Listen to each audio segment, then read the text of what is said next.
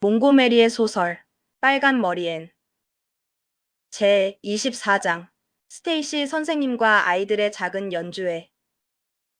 애니 학교 갈 준비를 마쳤을 땐 신기하게도 다시 10월이었어요. 온 세상이 빨갛고 황금빛으로 물든 눈부신 10월이었죠. 계곡마다 몽글몽글 안개가 피어올라서 마치 가을 요정이 안개를 쏟아붓고 태양이 그걸 말려 없애려는 듯한 따스한 아침이었어요. 자수정 빛깔, 진주 빛깔, 은빛, 장미 빛깔, 연기처럼 흐릿한 파란색까지 이슬이 얼마나 많이 내렸는지 들판은 온통 은빛 천처럼 반짝거렸고요.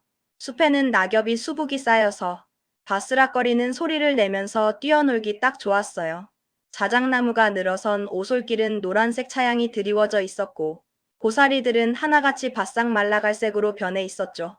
신기하게도 공기마저 상큼해서 아이들은 달팽이처럼 느릿느릿 움직이는 대신 기꺼이 학교로 발걸음을 재촉했어요. 다이애나 옆 갈색 책상으로 돌아가는 건 정말 신나는 일이었죠. 루비 길리스는 통로 건너편에서 살짝 고개를 끄덕여줬고 캐리 슬로는 쪽지를 몰래 보냈어요. 줄리아 벨은 뒷자리에서 껌 한 조각을 슬쩍 건네줬죠. 애는 연필을 깎고 그림 카드를 책상 속에 가지런히 정리하면서 행복에 겨운 숨을 깊이 내쉬었어요.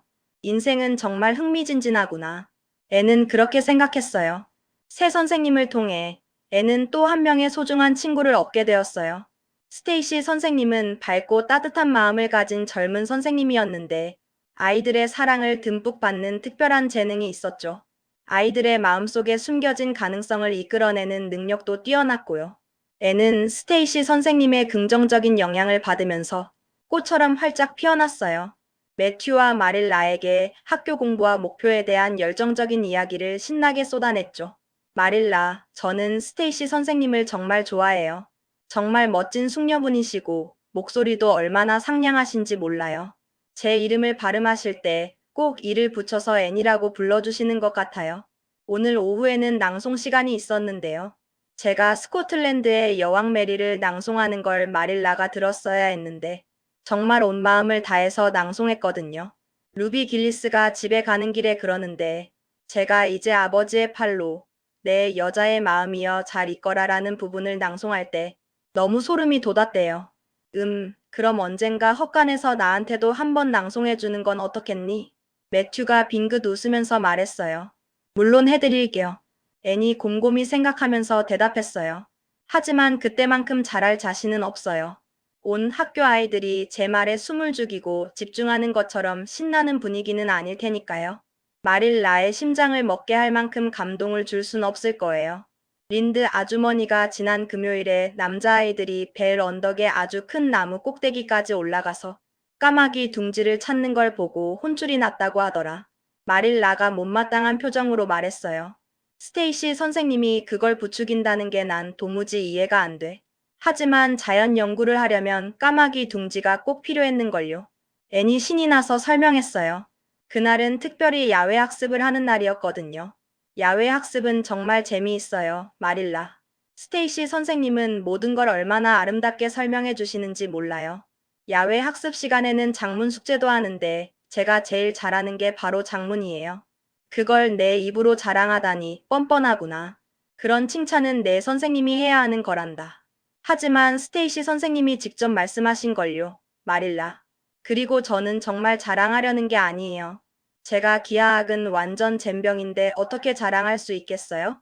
그래도 스테이시 선생님이 너무 쉽게 설명해 주셔서 요즘은 조금씩 이해되기 시작했어요. 하지만 아무리 해도 기하학은 잘할 자신이 없고 그럴 때마다 겸손해져야 한다는 걸 깨닫게 돼요.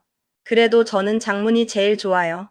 스테이시 선생님은 보통 작문 주제를 아이들이 직접 고르게 해주시는데 다음 주에는 어떤 위대한 인물에 대해 써야 해요. 이런저런 위대한 인물이 너무 많아서 뭘 골라야 할지 정말 고민이에요.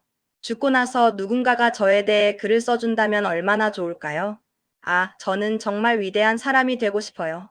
어른이 되면 훈련된 간호사가 되어서 적십자와 함께 전쟁터에서 사람들을 돕는 일을 할 거예요.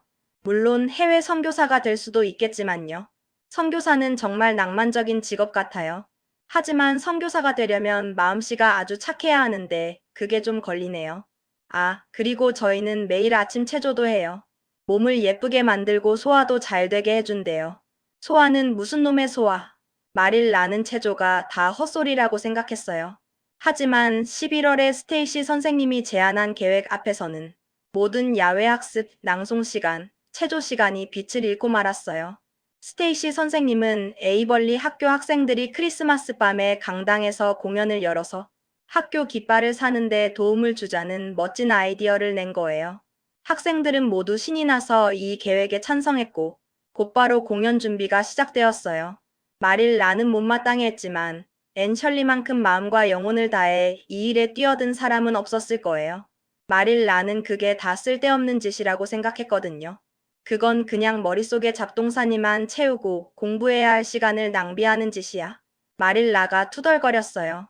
애들이 공연 준비하고 연습하느라 정신없이 뛰어다니는 꼴은 정말 보기 싫어.